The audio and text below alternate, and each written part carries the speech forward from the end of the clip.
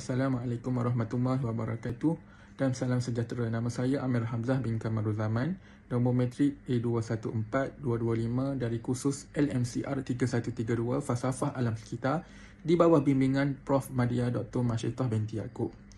Hari ini saya akan membentangkan kajian saya yang bertajuk Pendekatan Berpusatkan Manusia Astropocentrik dan Berpusatkan Alam Semula Jadi Ekosentrik terhadap alam sekitar menurut pandangan mahasiswa di Universiti Malaysia, Pahang UMP.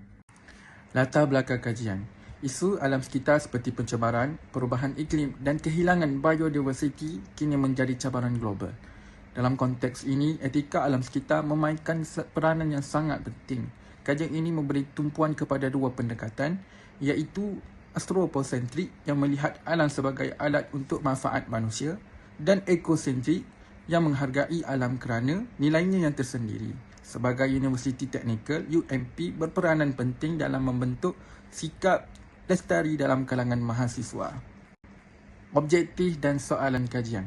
Kajian ini dijalankan dengan 3 objektif utama, iaitu pertama, untuk mengenal pasti tahap pemahaman pelajar terhadap pendekatan astropocentrik.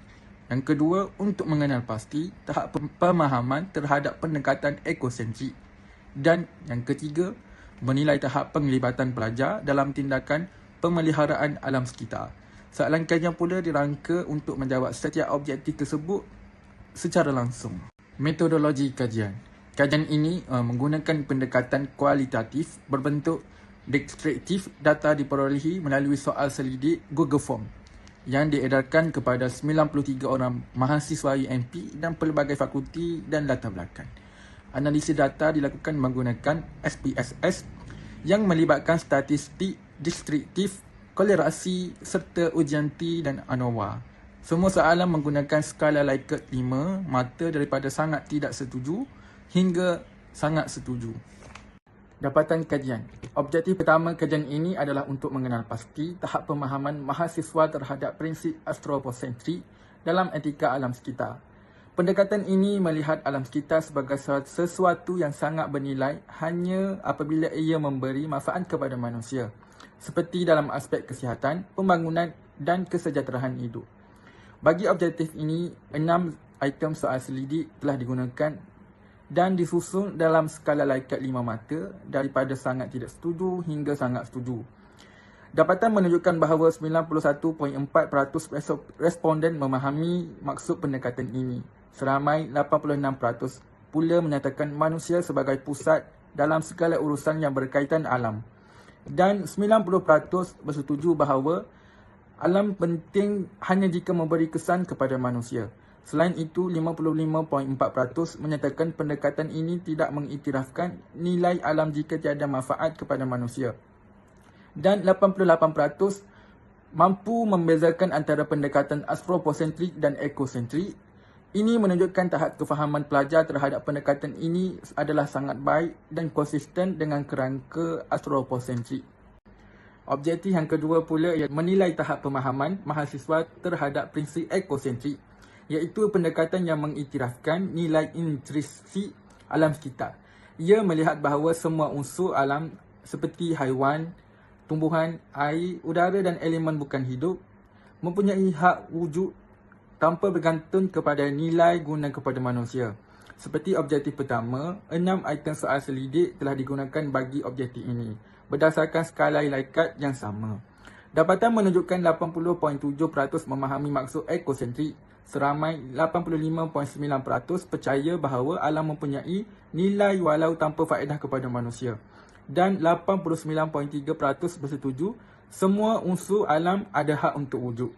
Menariknya, 50.5% sangat setuju bahawa kemusnahan alam ialah pelanggaran etika dan lebih 64.5% percaya bahawa alam ialah sistem yang saling berkait. Dapatan ini menunjukkan pelajar semakin sedar dan menerima pendekatan ekosentrik sebagai asas pemikiran etika alam yang lebih holistik.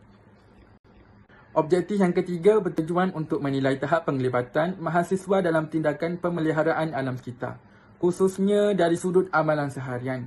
6 item skala Likert digunakan untuk menilai tindakan mereka terhadap pemeliharaan dan kelestarian alam.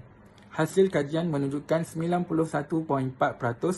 aktif dalam aktiviti yang berkaitan alam sekitar. 61.3% pula menunjukkan contoh baik kepada rakan dan 64.5% mengamalkan amalan menjimatkan air dan elektrik. Tambahan lagi, 65.6% menolak produk yang memudaratkan alam sekitar dan 66.7% menyertai kempen dan atau program yang berkaitan alam di peringkat universiti atau komuniti.